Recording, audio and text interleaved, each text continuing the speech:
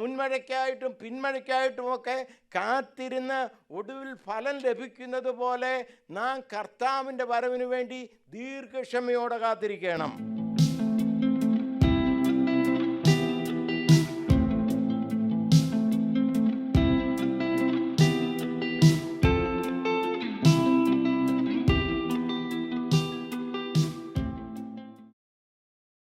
Greetings to all of you in the precious name of our Lord and Savior Jesus Christ. അനുഗ്രഹിക്കപ്പെട്ട ഈ പ്രഭാതത്തിനായി ദൈവത്തെ സ്തുതിക്കാം.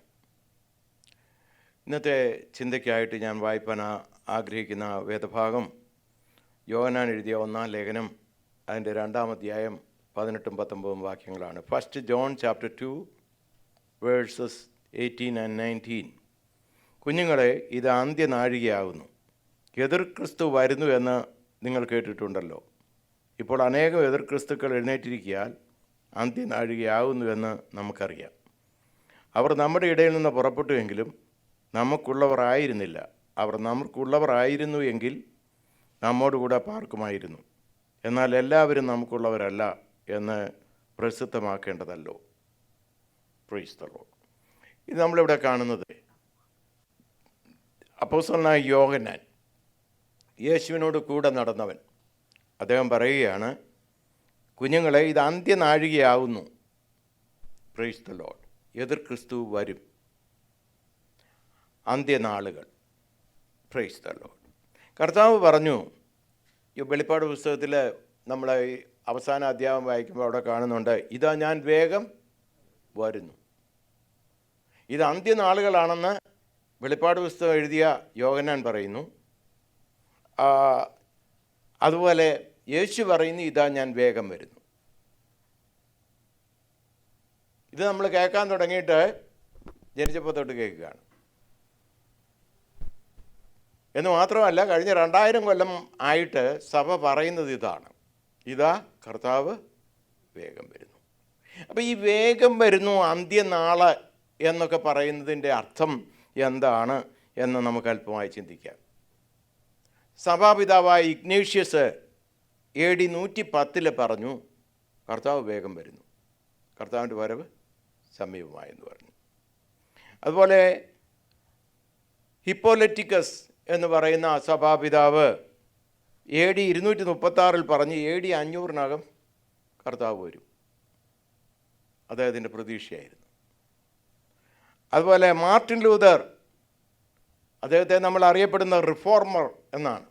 സഭാ ചരിത്രത്തിൽ വലിയൊരു വ്യതിയാനം പാരമ്പര്യത്തിന് അതീതമായി ഉണ്ടാക്കിയെടുത്ത വ്യക്തിത്വമാണ് മാർട്ടിൻ ലൂതർ. അദ്ദേഹം AD 1500 പറഞ്ഞു, 100 കൊല്ലത്തിനകം കർത്താവ് വരും. അപ്പോൾ AD 1600 വരുമെന്ന് പറയുകയുണ്ടായി. അതുപോലെ ക്രിസ്റ്റഫർ കൊളംബസ്, നമ്മൾ ക്രിസ്റ്റഫർ കൊളംബസിനെ കുറിച്ച് കേൾക്കുമ്പോൾ നമുക്ക് തോന്നും അദ്ദേഹം ഒരു രാജ്യങ്ങളൊക്കെ കണ്ടുപിടിക്കുകയും ഭൂഖണ്ഡങ്ങൾ കാണാത്തിരുന്നത് കണ്ടുപിടിക്കുകയൊക്കെ ചെയ്യുന്ന ആളാണെന്ന്. പുള്ളി ഒരു പ്രവചനത്തെക്കുറിച്ച് പുസ്തകം എഴുതിയ ആളാണ്. ഒരു വലിയ ക്രിസ്തീയ വിശ്വാസിയായിരുന്നു. അദ്ദേഹം പറഞ്ഞു, മിക്കവാറും AD 1656 കർത്താവ് വന്നേക്കാം.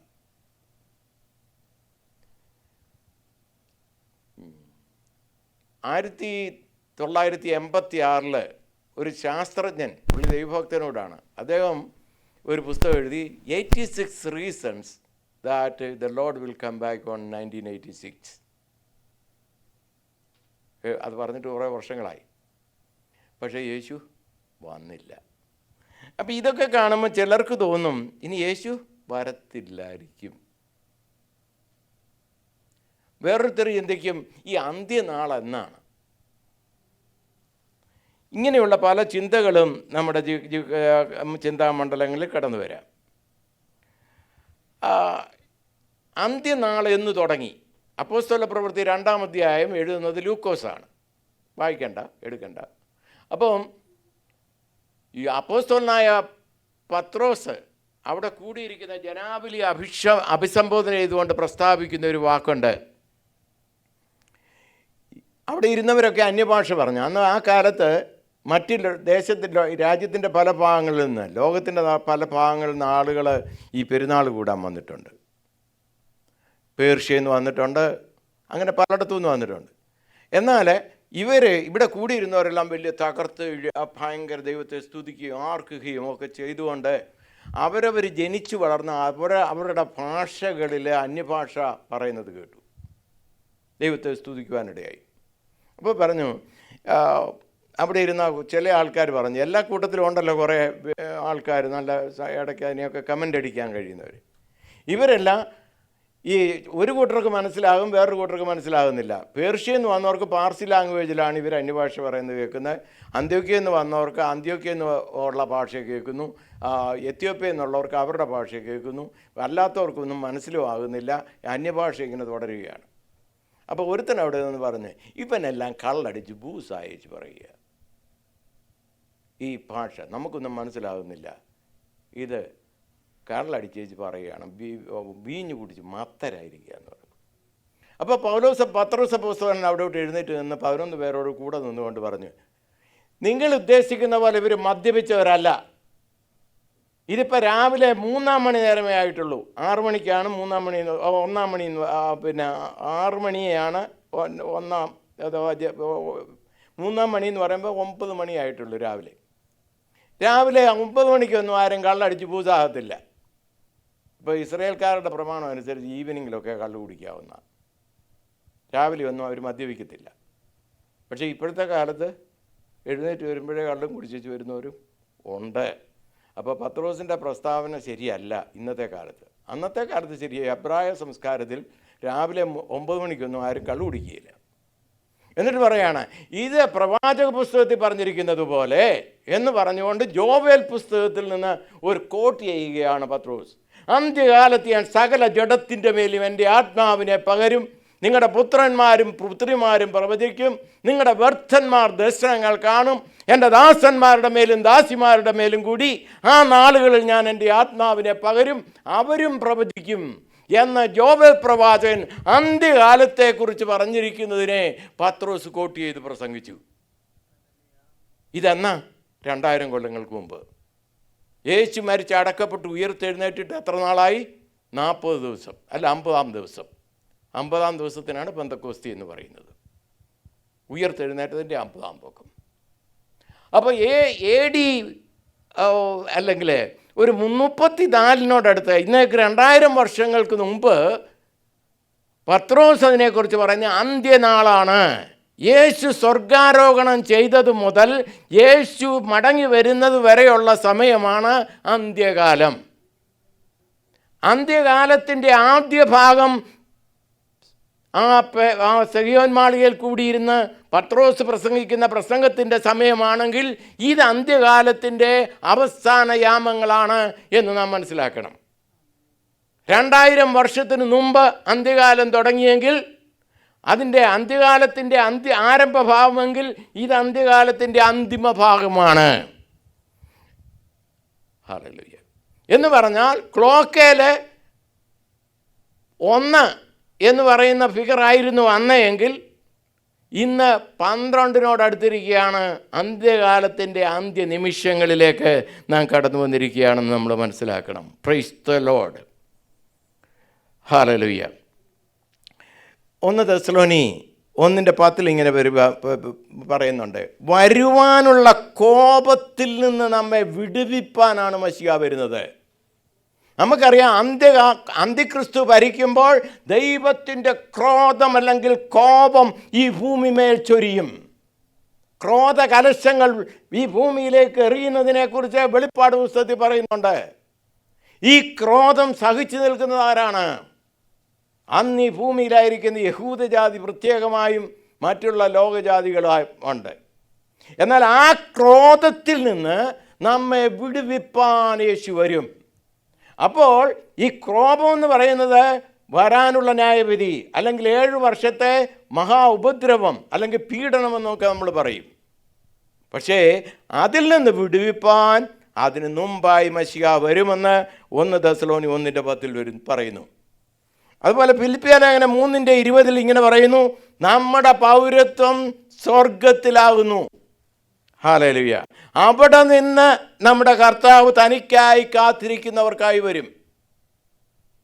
നമ്മുടെ സിറ്റിസൺഷിപ്പ്, ബോൺ അഗെയിൻ ആയിട്ടുള്ള ഏതൊരു വ്യക്തിയുടെയും പേര് ദൈവത്തിൻ്റെ ജീവപുസ്തകത്തിലുണ്ട്. സ്വർഗത്തിൻ്റെ സിറ്റിസൺസാണ്. അവർക്ക് വേണ്ടി സ്വർഗത്തിന് വേണ്ടി കാത്തിരിക്കുന്നവർക്കായി കർത്താവ് കടന്നു വരും, മടങ്ങി വരും. അതുപോലെ എബ്രായലേഖനം 9:28 കർത്താവ് ഇപ്രകാരം, അപ്പോസ്തലനോട് ഇപ്രകാരം പറയുന്നു, തനിക്കായി കാത്തിരിക്കുന്നവരുടെ രക്ഷയ്ക്കായി. തനിക്കായി കാത്തിരിക്കുന്നവർ രക്ഷിക്കപ്പെട്ടവരാണ്. അവരുടെ രക്ഷയ്ക്കായി എന്ന് പറയുന്നത് മഹാപീഡനത്തിന് മുമ്പായി ഉപദ്രവത്തിൽ നിന്ന് രക്ഷിക്കേണ്ടതിന് കർത്താവ് മടങ്ങി വരും. മഹാപീഡനം തുടങ്ങാറായി. നമ്മൾ ഇസ്രായേലിലെ യുദ്ധം അവസാനിക്കാത്ത ഒരു വിഷയമായി നാം കാണുന്നെങ്കിൽ നാം ഗ്രഹിക്കേണ്ട ഒരു കാര്യം, മഹോദ്രവം തുടങ്ങാൻ ആരംഭിച്ചു കഴിഞ്ഞിരിക്കുന്നു. എന്നാൽ മത്തായിയുടെ സുവിശേഷം 24-ാം അധ്യായത്തിൽ കർത്താവേ നീ എപ്പം മടങ്ങി വരുമെന്ന് അപ്പോസ്തലന്മാർ ചോദിക്കുന്ന സമയത്ത് കർത്താവ് പറയുന്നൊരു മറുപടിയുണ്ട്, നിനയ്ക്കാത്ത നേരത്തിൽ മനുഷ്യപുത്രൻ വരും. നിനയ്ക്കാത്ത നേരത്തിൽ. വേറിടത്ത് പറയുന്നു, അതെ പിന്നെ നോഹയുടെ കാലം പോലെ ആയിരിക്കും. നോഹയുടെ കാലത്ത് എന്താ, ഈ ഒരുത്തനോടത്ത് നിന്ന് പ്രസംഗിക്കുന്നുണ്ട്, വലിയ പ്രളയം വരാൻ പോകുന്നു, മഴ വരാൻ പോകുന്നു. ഈ പുള്ളിയുടെ പ്രസംഗം എത്ര നാൾ നീണ്ടു നിന്നു? 120 സംവത്സരം.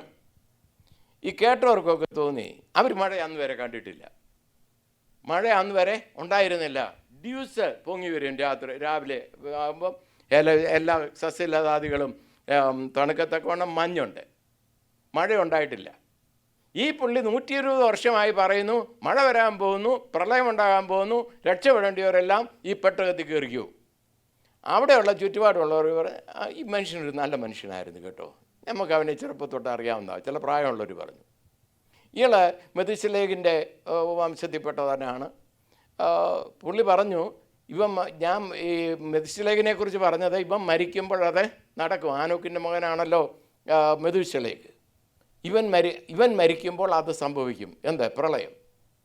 പക്ഷേ അന്നുള്ള ആളുകളെല്ലാം പറഞ്ഞു ഈ മനുഷ്യന് എന്തോ നല്ല മനുഷ്യനായിരുന്നു, പക്ഷേ എന്തോ തലയ്ക്ക് ഒരല്പം പ്രോബ്ലമുണ്ട്. പുള്ളി പറയുന്നത് മഴ പെയ്യുമെന്ന്. കഴിഞ്ഞ 120 വർഷമായിട്ട് നമ്മൾ കണ്ടില്ല മഴ. പിന്നെ എന്നാ മഴയാ? നല്ല മനുഷ്യനായിരുന്നു, പക്ഷേ പോക്ക് കേസ എന്തോ തകരാറ് വന്നു. ആരും ഇദ്ദേഹം പറയുന്നത് വിശ്വസിച്ചില്ല. പക്ഷേ ജലപ്രളയം വന്നു. അവസാനിക്കാത്ത മഴ 40 വർഷം നീണ്ടു നിന്നു. ഭൂമിയുടെ അന്തർഭാഗത്ത് നിന്ന് വെള്ളം വരാൻ തുടങ്ങി.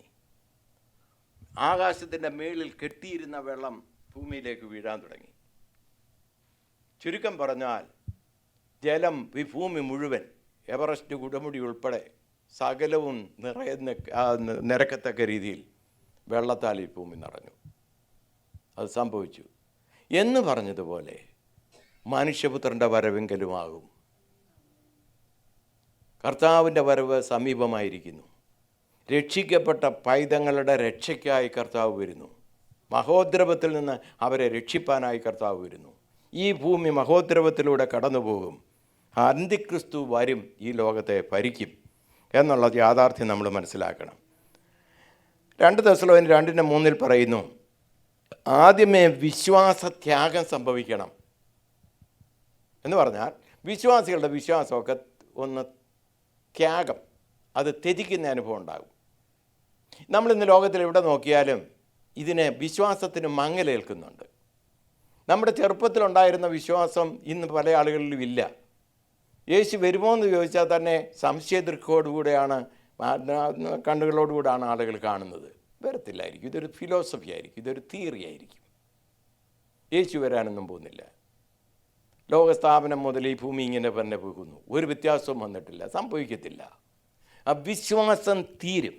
അതുപോലെ നല്ല ദൈവത്തിന് വേണ്ടി ശോഭിച്ചെന്ന ആളുകൾ പലരും വീണു പോകും.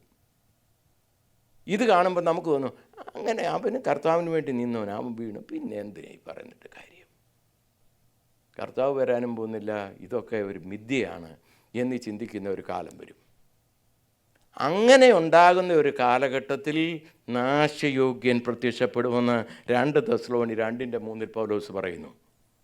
ആദ്യമേ വിശ്വാസത്യാഗം നശിക്കണം, ആ സമയത്ത് നാശയോഗ്യനും അധർമ്മമൂർത്തിയായവനും പ്രത്യക്ഷപ്പെടും.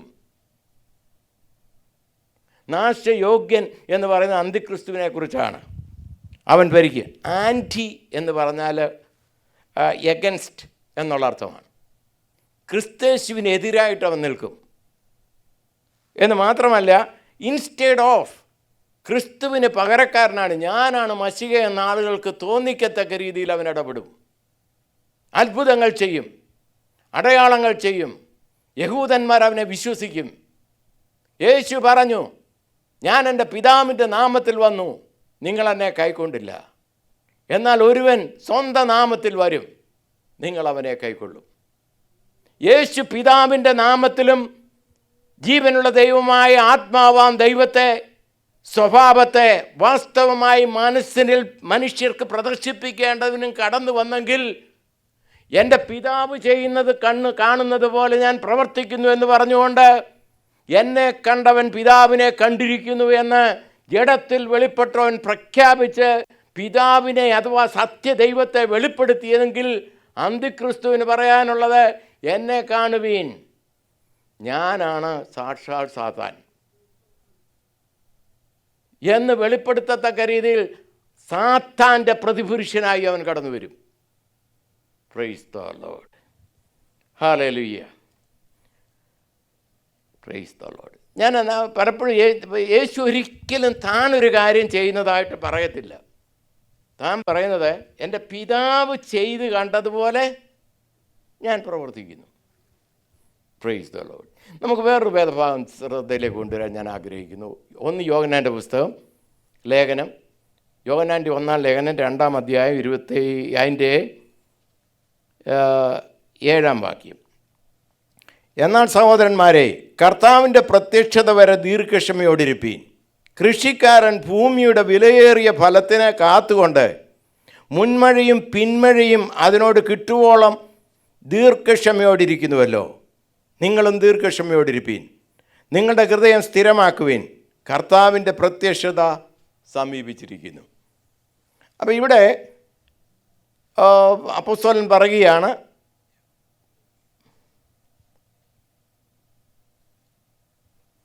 ഞാൻ തെറ്റിച്ച അതിൻ്റെ റെഫറൻസ് പറഞ്ഞത് യാക്കോബിൻ്റെ ലേഖനമാണ്.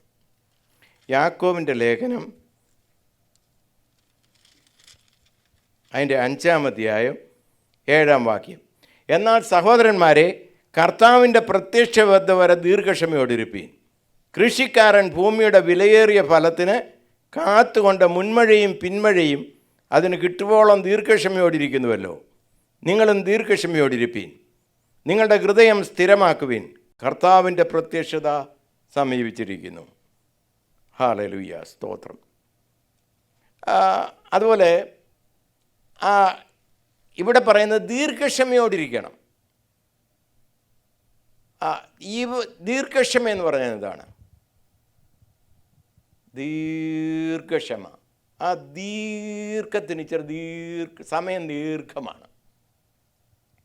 അങ്ങനെയാണ് നാം കാത്തിരിക്കുന്നത്. കൃഷിക്കാരൻ കൃഷിയുടെ അനുഭവം കിട്ടുവാനായിട്ട് ദീർഘക്ഷമയോടിരിക്കണം. പയറിൻ്റെ വിത്ത് നട്ടാലോടം പിറ്റേ ദിവസം പയർ പറിക്കാമെന്ന് വിചാരിക്കാൻ പറ്റില്ല. അത് കിളുത്ത് വരാൻ തന്നെ ചില ദിവസങ്ങളെടുക്കും. മഴയില്ലേൽ അതൊട്ട് കിളുത്ത് വരുന്ന സമയം പിന്നെയും ദീർഘിക്കും. അപ്പോൾ മുൻമഴയെന്നും പിന്മഴയെന്നും ഒക്കെ പറയുന്നത് കൃഷിയോടുള്ള ബന്ധത്തിൽ വളരെ അടുത്ത് കിടക്കുന്നു. അപ്പം ദീർഘക്ഷമയോടിരിക്കണം എന്ന് പറഞ്ഞാൽ നാം അവനിൽ വിശ്വസിക്കണം. നമ്മുടെ വിശ്വാസം അനുനിമിഷം വർദ്ധിക്കണം എന്ന് പറഞ്ഞിട്ട് പറയുകയാണ്, എബൈഡ് ഇൻ ഹിം. എബോർഡ് എന്ന് പറഞ്ഞാൽ എന്തുവാ? ഭവനം എന്നാണ്. എബൈഡ് ഇൻ ഹിം എന്ന് പറഞ്ഞാൽ അവനിൽ വസിക്കണം എന്നുള്ള അർത്ഥമാണ്. അതിനെക്കുറിച്ച് കമ്പയർ ചെയ്തുകൊണ്ട് പറയുന്നത്, യോഹന്നാന്റെ സുവിശേഷം 15-ാം അധ്യായത്തിൽ കർത്താവ് പറയുന്നുണ്ട്, ഞാൻ സാക്ഷാൽ മുന്തിരിയാണ്, എന്നിൽ വസിക്കുന്ന കൊമ്പുകൾ ഫലം കായ്ക്കും. അപ്പോൾ ആ മുന്തിരിയുടെ മെയിൻ തണ്ടും അതിൻ്റെ ശാഖകളും തമ്മിൽ എത്രമാത്രം ബന്ധപ്പെട്ടിരിക്കുന്നോ അതുപോലെ ക്രിസ്തേശുവുമായിട്ടുള്ള സജീവ ബന്ധത്തിൽ, അടുപ്പത്തിൽ ഒരു വിശ്വാസി അല്ലെങ്കിൽ ഒരു ഭക്തനായിരിക്കണം എന്നുള്ളതാണ് കർത്താവ് പറയുന്നത്. Price the Lord. അങ്ങനെയുള്ളൊരു ബന്ധം സ്ഥാപിക്കണം. അപ്പോൾ ഇവിടെ പറയുകയാണ്, ബി റെഡി. നിങ്ങളെപ്പോഴും റെഡി ആയിരിക്കണം. കർത്താവ് ഇന്ന മാസം ഇത്രാം തീയതി വരുമെന്ന് പറയാമെങ്കിൽ നമ്മൾ വിചാരിക്കും അത്രയും സമയമുണ്ടല്ലോ, എന്നാൽ പിന്നെ അതിൻ്റെ തലേദിവസം നമുക്കങ്ങ് റെഡിയായേക്കാം. കൃത്യ ഡേറ്റ് അറിഞ്ഞാൽ നമ്മൾ ഒരിക്കലും അതിന് പ്രിപ്പയർഡ് ആയിരിക്കത്തില്ല. എന്നാൽ അത് എപ്പോഴാണെന്ന് അറിയാത്തത് കൊണ്ടാണ് ഞാൻ കള്ളനെ പോലെ വരും എന്ന് കർത്താവ് പറഞ്ഞത്. അതുകൊണ്ടാണ് കള്ളൻ ഏത് നിമിഷത്തിലും ഏത് യാമത്തിലും വരാം, ഏത് ദിവസത്തിലും വരാം. അതുകൊണ്ട് കർത്താവിൻ്റെ വരവ് കള്ളനെ പോലെ എന്നുള്ള ഒരു കണക്ഷനിലാണ് പറഞ്ഞിരിക്കുന്നത്. അപ്പോൾ നമ്മൾ പണമുണ്ടെങ്കിലും ദരിദ്രന്മാരാണെങ്കിലും നമ്മുടെ ട്രസ്റ്റ് ഭൂമിയിലുള്ളതായിരിക്കരുത്, നമ്മുടെ ട്രസ്റ്റ് സ്വർഗത്തിലായിരിക്കണം. അവിടെ നിന്നാണ് കർത്താവ് വരുന്നത്. ഇതൊരു പുതിയ ആശയമല്ല യേശുവിൻ്റെ മടങ്ങി വരെന്ന് പറയുന്നത്.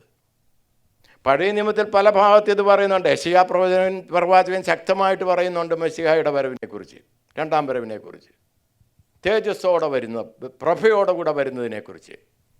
യെരമ്യാ പ്രവാചകൻ പറയുന്നുണ്ട്, ഹോശയ്യ പറയുന്നുണ്ട്, മീഖ പ്രവാചകൻ പറയുന്നുണ്ട്.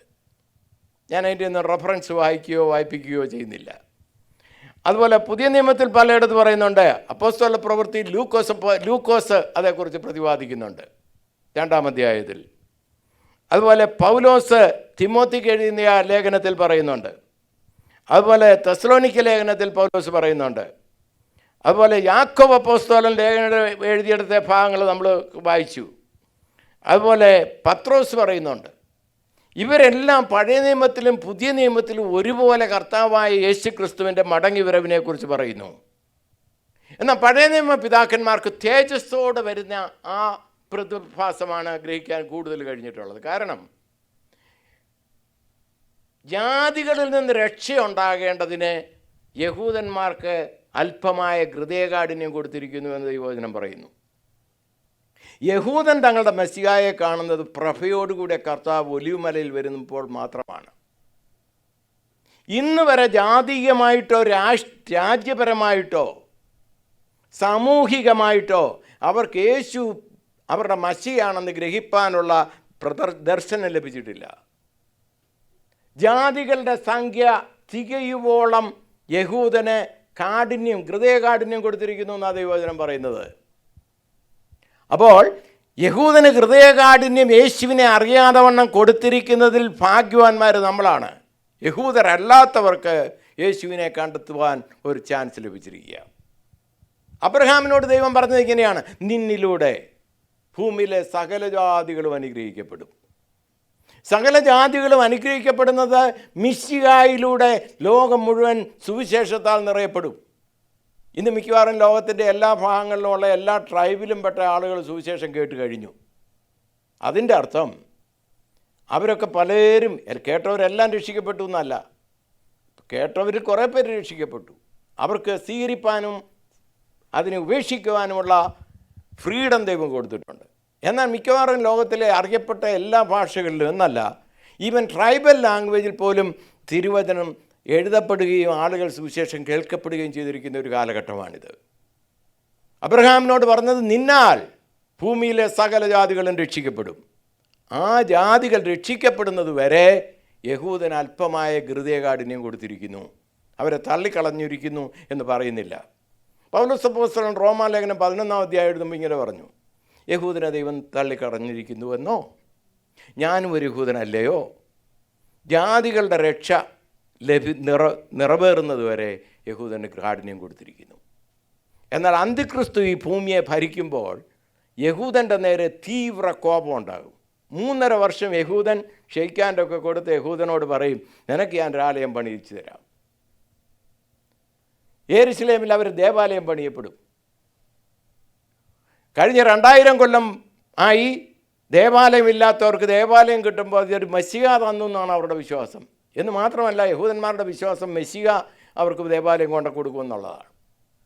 അങ്ങനെ ഇരിക്കുമ്പോൾ ഏതൊരു വ്യക്തി അതിന് മുൻകൈ എടുത്ത് ദേവാലയം കൊണ്ടുവരുമോ അതൊരു മെസ്സിഹയാണ് എന്നുള്ള ധാരണ യഹൂദന് ഫോൾസായിട്ടുണ്ടാകുന്നു. കാരണം യേശു പറഞ്ഞു, ഞാൻ എൻ്റെ പിതാവിൻ്റെ നാമത്തിൽ വന്നു, നിങ്ങളെന്നെ കൈക്കൊള്ളുന്നില്ല. ഒരുവൻ സ്വന്തം നാമത്തിൽ വരും, നിങ്ങൾ അവനെ കൈക്കൊള്ളും. അപ്പോൾ ഈ ഫോൾസ് മെസ്സിഹായെ വിശ്വസിക്കുവാൻ അവർക്കിടയാകും. എന്നാൽ 3.5 വർഷമാകുമ്പോൾ ദേവാലയം പണി കഴിയുമ്പോൾ അവിടെ അവൻ വെക്കുന്ന മൂർത്തി തൻ്റെ തന്നെ ഒരു പടമായിരിക്കും. തന്നെ തന്നെയാണ് അവിടെ പ്രതിഷ്ഠിക്കുന്നത്. താനാണ് ദൈവമായി അഭിനയിക്കുന്നത്. അപ്പോൾ യഹൂദന് അവരുടെ മണ്ടത്തരം പിടികിട്ടും. ആ സമയത്ത് അവർ യഹൂദനും ഈ അന്തിക്രിസ്തുവിനെതിരായി നിൽക്കും. ആ സമയത്ത് അവൻ കോപാകുലനായിട്ട് യഹൂദജാതിക്ക് പീഡനം അഴിച്ചുവിടും. അവൻ്റെ 7 വർഷത്തെ റൂളർഷിപ്പിൽ ആദ്യത്തെ 3.5 വർഷം മൈൽഡായിട്ട് റെയിൻ ചെയ്തതിന് ശേഷം അവസാനത്തെ 3.5 വർഷം യഹൂദനോട് കാഠിന്യത്തോടു കൂടി ഇടപെടും. Price the Lord. അങ്ങനെ വരുമ്പോൾ യഹൂദനെ ഞാൻ ഇല്ലായിരുന്നെങ്കിൽ, ജനിക്കാതിരുന്നെങ്കിൽ മലകളെ ഞങ്ങളുടെ മേൽ വീഴുവീൻ എന്ന് പറഞ്ഞുകൊണ്ട് മരിക്കാൻ കാക്ഷിക്കും. എന്നാൽ മരണം ഓടിപ്പോകുമെന്നാണ് പറയുന്നത്. അവർക്ക് പ്രതീക്ഷയില്ല, അവർക്ക് രക്ഷയില്ല. അവരുടെ ദേശത്തെ കാർമേഘം പോലെ ശത്രുവിൻ്റെ പട കടന്നു വരുമെന്നാണ് പറയുന്നത്. ഒരു വലിയ എയർ അറ്റാക്ക് ഇസ്രയേലിനെതിരായിട്ടുണ്ടാകും. അതിനെക്കുറിച്ച് യെശയ്യാ പ്രവചനം 37, 38, 39 പറയുന്നത് കാർമേഘം മൂടുന്നത് പോലെ റഷ്യയുടെ അറ്റാക്ക് ഇസ്രയേലിൻ്റെ മേൽ കഠിനമായി വരും. അവർക്ക് രക്ഷപ്പെടാൻ നിവൃത്തിയില്ലാത്ത രീതിയിൽ അവർ കഷ്ടപ്പെടും. ആ സമയത്ത് അവർ കുത്യവെങ്കിലേക്ക് നോക്കും, സാക്ഷാൽ മശീഹായിലേക്ക് നോക്കും. റൂസ്, മേശക്ക്, തൂബേലിയുടെ പ്രഭുവായ ഗോഗ്, അതുപോലെ പാർസി പ്രഭു, അതുപോലെ തോഗർമ ഇന്നത്തെ ടർക്കി, അതുപോലെയുള്ള ഇസ്ലാമിക് നേഷൻസ് സറൗണ്ടിങ് ആയിട്ടുള്ള പലരും. അപ്പോൾ റഷ്യ, പേർഷ്യ അല്ലെങ്കിൽ ഇറാൻ, തോഗർമ അല്ലെങ്കിൽ ടർക്കി, അതുപോലെയുള്ള മറ്റനേക മിഡിൽ ഈസ്റ്റേൺ രാജ്യങ്ങൾ ഒന്നിച്ചു ചേർന്നുകൊണ്ട് കാർമേഘം പോലെ ഒരു എയർ അറ്റാക്ക് അല്ലെങ്കിൽ ഒരു അറ്റാക്ക് ഇസ്രയേലിനെതിരെ ഉണ്ടാകുന്നു. ഇങ്ങനെ അവർക്ക് പിടിച്ചു നിൽക്കാൻ ഒക്കാത്ത സമയം വരുമ്പോൾ അവർ വിലപിക്കും. ഏകജാതനെക്കുറിച്ച് വിലപിക്കുന്നത് പോലെ അവർ മശീഹായ്ക്ക് വേണ്ടി കാത്തിരിക്കും. അവർ കുത്തിവെങ്കിലേക്ക് നോക്കും എന്ന് തിരുവചനം പറയുന്നു. ഒരു ദിവസം കൊണ്ട് ഒരു ജാതി പിറക്കും. ഇസ്രയേൽ എന്നുള്ള രാജ്യം സാമൂഹ്യമായി പ്രായമുള്ളവർ തൊട്ട് ശിശുക്കൾ വരെ ക്രിസ്തുവേശു രക്ഷിതാവാണ്, മശീഹയാണെന്നുള്ള അണ്ടർസ്റ്റാൻഡിങ്ങിലേക്ക് വരും. ഒരു ദിവസം കൊണ്ട് ഒരു ജാതി പിറക്കും. യേശു തേജസ്സോടെ ഒലിവുമലയിൽ വരും. അവർക്കെതിരായി നിൽക്കുന്ന അന്തിക്രിസ്തുവിനെ തൻ്റെ വായിൽ നിന്ന് പുറപ്പെടുന്ന വാളിനാൽ നശിപ്പിക്കും. ഇതാണ് നമ്മൾ വരാനിരിക്കുന്ന സംഭവങ്ങളെക്കുറിച്ച് അല്പമായിട്ട് ഫാസ്റ്റായിട്ട് എനിക്ക് പറയാനുള്ളത്. അപ്പോൾ എനിക്ക് സഭയോട് പറയാനുള്ളത്, നമ്മൾ ഈ കാണാൻ പോകുന്ന പൂരമൊന്നും കാണാൻ പോകുന്നില്ല. ഇവിടെ ഇരുന്ന് യേശുവിനോടുകൂടെ സ്വർഗത്തിലിരുന്നു കൊണ്ട് നമ്മൾ ഈ ലോകത്തിൽ വരാൻ പോകുന്ന നാശങ്ങൾ കാണാൻ പോകുന്നുള്ളൂ. അതിലൂടെ നാം കടന്നു പോകുകയില്ല. വരാനിരിക്കുന്ന കഷ്ടതയിൽ നിന്ന് വിടുവിപ്പാനാണ് മനുഷ്യപുത്രൻ സഭയ്ക്കായി വരുന്നത്. എന്ന് പറഞ്ഞാൽ മഹോദ്രവത്തിൽ നിന്ന് വിടുവിപ്പാൻ, പിശാചിൻ്റെ റൂളർഷിപ്പിൽ ഇല്ലാതെ ഇരിപ്പാൻ, ദൈവകോപത്തിൽ പാത്രീഭവിക്കാതെ ഇരിപ്പാൻ. അപ്പം സഭയ്ക്ക് പീഡനമുണ്ടല്ലോ. അതോ പീഡനം അതല്ല. പീഡനം 1-ാം നൂറ്റാണ്ട് തൊട്ട് കർത്താവ് വരുന്നത് വരെ സഭ ലോകത്തിൻ്റെ എല്ലാ ഭാഗങ്ങളും അനുഭവിക്കുന്നതാണ്. അത് ഇന്ത്യയിലുണ്ട്, പേർഷ്യയിലുണ്ട്, അത് ലോകത്തിൻ്റെ എല്ലാ ഭാഗത്തുമുള്ള ക്രിസ്ത്യാനികൾ 1-ാം നൂറ്റാണ്ട് വരെ മുതൽ യേശുവിൻ്റെ മടങ്ങി വരവ് വരെ അവരനുഭവിക്കുന്ന ഒരു കാര്യമാണ് പീഡനമെന്ന് പറയുന്നത്. എന്നാൽ മഹോദ്രവം എന്ന് പറയുന്നത് സാത്താൻ്റെ കോപമല്ല, ശത്രുവിൻ്റെ കോപമല്ല. ദൈവം കോപം ഇസ്രയേലിൻ്റെ മേൽ ചൊരിയപ്പെടുന്നു അവരുടെ മാനസാന്തരത്തിനായി. അപ്പോൾ ലോകത്തിലുള്ള പലരും മാനസാന്തരപ്പെടുവാനിടയാകുന്നു. എന്നാൽ സഭയോട് ദൈവത്തിന് പറയാനുള്ളത്, വചനത്തിൽ കൂടി പറയാനുള്ളത്, ബി റെഡി. 1 പത്രോസ് 4:7 ഇങ്ങനെ പറയുന്നത്, പ്രാർത്ഥനയ്ക്ക് സുബോധമുള്ളവരും ഒരുങ്ങി പ്രപഞ്ചമോഹം വർജിച്ച് കർത്താവിന് വേണ്ടി പ്രതീക്ഷയോടെ പ്രത്യാശയോട് കാത്തിരിക്കണമെന്നാണ് പത്രോസ് അപ്പോസ്തലനോട് പറയാനുള്ളത്. പൗലോസ് അപ്പോസ്തലൻ തീത്തോസിൻ്റെ ലേഖനം 2:13 ഇങ്ങനെ പറയുന്നു, പ്രപഞ്ചമോഹം വർജിച്ച് നിങ്ങൾ സുബോധമുള്ളവരായി നീതിയോടും ഭക്തിയോടും കൂടെ ജീവിക്കണം. നീതിയോടും ഭക്തിയോടും കൂടെ ജീവിക്കണം.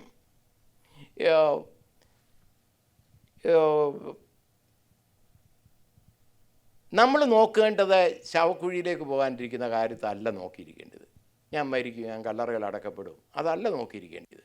എൻ്റെ കർത്താവ് വരും, ആ വരവിന് വേണ്ടി ഒരുങ്ങിയിരിക്കുക എന്നുള്ള പ്രതീക്ഷയും പ്രത്യാശയുമായിരിക്കണം നമ്മെ ഭരിക്കേണ്ടത്.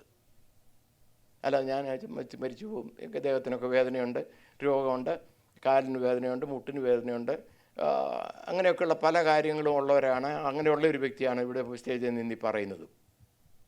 മുട്ടിനും കാലിനും ഒക്കെ ഷോൾഡറിനും ഒക്കെ വേദനയൊക്കെ ഉണ്ട്. അപ്പോൾ പിന്നെ മരണം വരും, അപ്പോൾ അങ്ങ് പോവാം. അങ്ങനെയല്ല. എൻ്റെ കർത്താവ് വരും. അവൻ വരുമ്പോൾ എനിക്ക് അവൻ്റെ അടുക്കൽ എടുക്കപ്പെടണം. ഈ ഒരു വലിയ പ്രതീക്ഷയും പ്രത്യാശയുമായിരിക്കണം ഒരു ദൈവവേദനുണ്ടായിരിക്കേണ്ടത്. നിങ്ങൾക്കറിയാമോ, ക്രിസ്തീയ സഭയുടെ ആരംഭകാലത്ത് ഓരോരുത്തർ പോകാൻ നേരത്ത് പറയും, നമ്മളിപ്പോൾ പറയുന്നതോ bye bye, see you later എന്ന് പറയും. നമ്മുടെ നാട്ടിലാന്നേ ടാറ്റ ബൈ ബൈ എന്നൊക്കെ പറയും. എന്നാൽ അന്നത്തെ ഭക്തന്മാർ പറഞ്ഞിരുന്നത് മാറാനാഥ എന്നാണ് പറഞ്ഞിരുന്നത്. അവർ രണ്ടുപേര് തമ്മിൽ ബൈ പറയുന്നതിന് പകരം അവർ പറഞ്ഞ മാറാനാഥ എന്ന് പറഞ്ഞാൽ നമ്മുടെ കർത്താവ് വേഗം വരും. ആ പ്രതീക്ഷയും പ്രത്യാശയുമായിരിക്കണം നമുക്കുണ്ടായിരിക്കേണ്ടത്. എന്നാൽ ദ്രുതഗതിയിൽ നമ്മളായിരിക്കരുത്. Be patient. ഒരു കൃഷിക്കാരൻ വിത്തിട്ടത് മുതൽ അതിൻ്റെ ഫലമുണ്ടാകുന്നത് വരെ മുൻമഴയ്ക്കായിട്ടും പിന്മഴയ്ക്കായിട്ടുമൊക്കെ കാത്തിരുന്ന് ഒടുവിൽ ഫലം ലഭിക്കുന്നത് പോലെ നാം കർത്താവിൻ്റെ വരവിന് വേണ്ടി ദീർഘക്ഷമയോടെ കാത്തിരിക്കണം. ഹല്ലേലൂയ. ഇപ്പോൾ 2000-ഓളം വർഷമായി ദീർഘക്ഷമ തുടങ്ങിയിട്ടില്ലേ? എന്നാൽ വരുവാനുള്ളവൻ വരും, താമസിക്കുകയുമില്ല. പിയർ എന്ന് പറയുന്നത് നമ്മൾ റെഡിയായിരിക്കണം, ക്ഷമയുള്ളവരായിരിക്കണം. പൗലോസ് അപ്പോസ്തലന് പറയാനുള്ളത് ബി സ്ട്രോങ്. യാക്കോബ് അപ്പോസ്തലന് പറയാനുള്ളത് ബി സ്ട്രോങ്. സ്ട്രോങ് എന്ന് പറഞ്ഞാൽ എന്താണെന്ന് പറഞ്ഞാൽ എസ്റ്റാബ്ലിഷ് ഇൻ യുവർ ഫെയ്ത്ത്. കാറ്റടിക്കുമ്പോൾ അങ്ങോട്ടും ചാടി വേറൊരു കാറ്റ് വരുമ്പോൾ ഇങ്ങോട്ടും തളർന്നു പോകുന്ന അനുഭവത്തിലല്ല. Be strong in your faith. വിശ്വാസത്തിൽ സ്ഥിരതയുള്ളവരായി ഉറച്ചു നിൽക്കണം. അതിനെയാണ് ബി സ്ട്രോങ് എന്നുള്ള പദം കൊണ്ട് ഉദ്ദേശിക്കുന്നത്. പീഡനം വരും. പീഡനം വന്നാൽ തളർന്നു പോകാതെ നിൽക്കണം. എൻ്റെ ഒരു സ്നേഹിതൻ കഴിഞ്ഞ ദിവസം എനിക്ക് ഡൽഹിയിൽ നിന്ന് മെസ്സേജ് ഇട്ടു. അവിടെ അനേകരെ ഇപ്പോഴും ജയിലിലിട്ട് വിട്ടുകൊണ്ടുകൊണ്ടിരിക്കുകയാണ്. കഷ്ടതയിലൂടെ പോവുകയാണ്. പല പള്ളികളും തകർക്കപ്പെടുന്നുണ്ട്. പല വിശ്വാസികൾ ഉപദ്രവിക്കപ്പെടുന്നുണ്ട്. അതിൻ്റെ എല്ലാം നടുവിൽ കർത്താവിന് പറയാനുള്ളത് B strong in the Lord. നമ്മളെ തന്നെ ശക്തീകരിക്കണം. 1 ശമൂവേലിൻ്റെ പുസ്തകം 30-ാം അധ്യായത്തിലൊരു സ്റ്റോറിയുണ്ട്. ഞാനത് പറയാം. സ്റ്റോറിയല്ല, യാഥാർത്ഥ്യമാണ്.